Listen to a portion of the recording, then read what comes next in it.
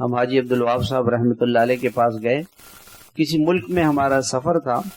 تو ہم نے جمعے کی نماز پڑھی، ہم نے کہا حضرت سے مل لیتے ہیں۔ جمعے کی نماز سے پہلے گئے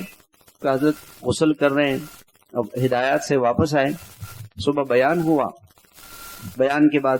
واپسی والوں میں بات ہوئی، وہاں سے فارغ ہو کے مشورے میں آئے، مشورے سے جو ہے وہ ہدایات دی، پھر لوگوں کو رخصت کیا، پھر ہم کمرے میں آئے کہ وہ تو نماز کی تیاری کر رہے ہیں، غسل کر رہے ہیں، کپڑے بدل رہے ہیں، نماز پڑھ کے ہم گئے کہ ابھی حاجی صاحب آئے ہیں، ابھی نفلیں پڑھ رہے ہیں، پھر اس کے بعد سورہ کہف پڑھیں گے، پھر اس کے بعد جو ہے حاجی صاحب جو ہے وہ کھانا کھائیں گے، پھر قیلولہ کریں گے۔ اب صبح سے تہجد سے لگے ہوئے ہیں اور اعمال کا ناغہ نہیں ہے۔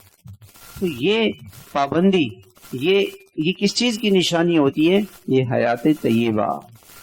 یہ ہے کہ اللہ تعالیٰ اس کو اعمال کی توفیق دے۔